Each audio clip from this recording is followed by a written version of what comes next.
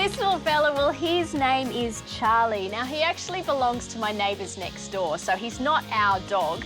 But the great thing about Charlie is he loves to come and pay us visits. Sometimes he stays for the day, sometimes we're lucky enough to have him for sleepovers. When he does stay, I love to make him feel super welcome and comfortable. So what I want to do is make him his very own doggy bed for those little stayovers. So this one is not going to be just any doggy bed though. It's going to be super grand, a 4-poster. Only the best for you, Charlie. What do you think?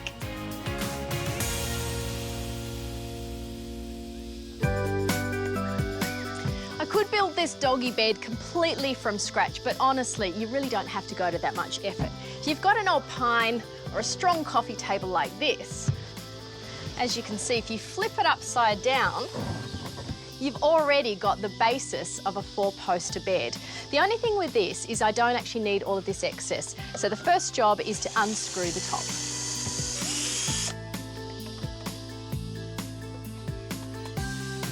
I could reuse this top, it's a great piece of timber, but to save cutting it down and just make life a little bit easier, what I've done is I've just headed down to Bunnings, given them my measurements, and they've cut me a piece of MDF to the exact size. So this goes down, and once this goes on top, you can see it's nice, neat and flush. At this stage, it's probably a good idea to use some PVA glue. Now, this makes the joint nice and strong. A great suggestion if your dog's a little on the portly side, as is young Charlie.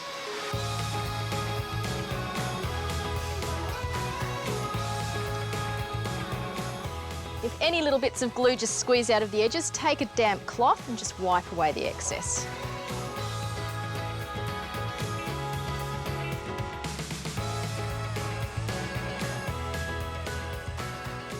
So using the same brackets and the same screws, we'll just fix the new top to the base. Now, if you don't have any of these, you could always use little angle brackets, or you could just screw it from the other side. To elevate the bed just a little off the floor, which not only looks better, but will also keep Charlie out of the draft, I'm adding these bun feet. You can buy these from Bunnings. So I'll flip it upside down, and then I can screw from the other side. It all adds to the decorative appeal.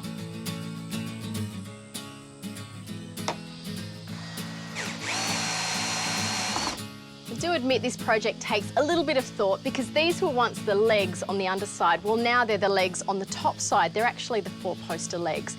These look a bit shabby. I think I could either fill them, or I could keep going and just kind of stack up a little more detail.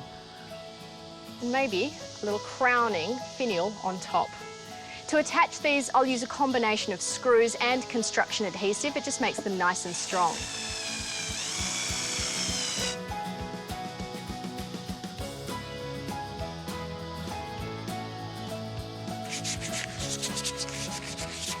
Everything gets a light sand, and then it's on with the paint.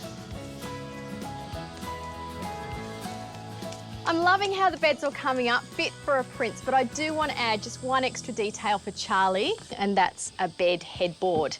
Easy enough to make. What I've done here is just taken some MDF and I've shaped it using a jigsaw. You could have it straight across. It's really up to the style that you want. Now, to make this padded so it's really comfy, I'm using wadding. You can find this just from the craft store, and I'm using a double layer. That makes it extra squishy. To apply it all, I'm just using my staple gun. It's on with the wadding first, just a couple of staples to hold it in place, wrap it around the top, and then for over the top of that, I've got this lovely fabric. It's like a linen. It's a soft, sagey grey. It'll match the house perfectly.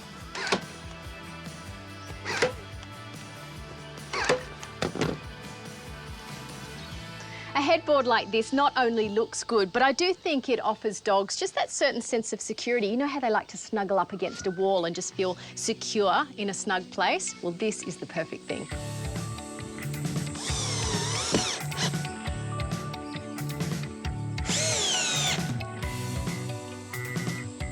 Just to neaten up the back here, a piece of fabric. It is a piece of furniture after all. It's a nice idea to put your puppy dog's name along the side of the bed. You can buy these MDF letters from the craft store and paint them any colour you like.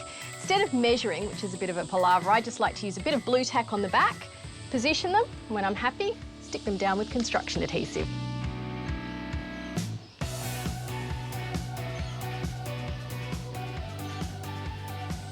you do have any sharp hardware like these little brackets, you can always cover them up just with a baseboard.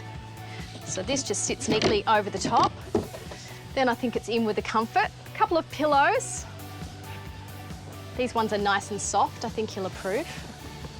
The good thing about these two is you can wash them easily. And then over the top, doggy blanket to create the complete luxe look. Just might tuck him in at the edges. I think all that's missing now is one very spoilt pooch, don't you think?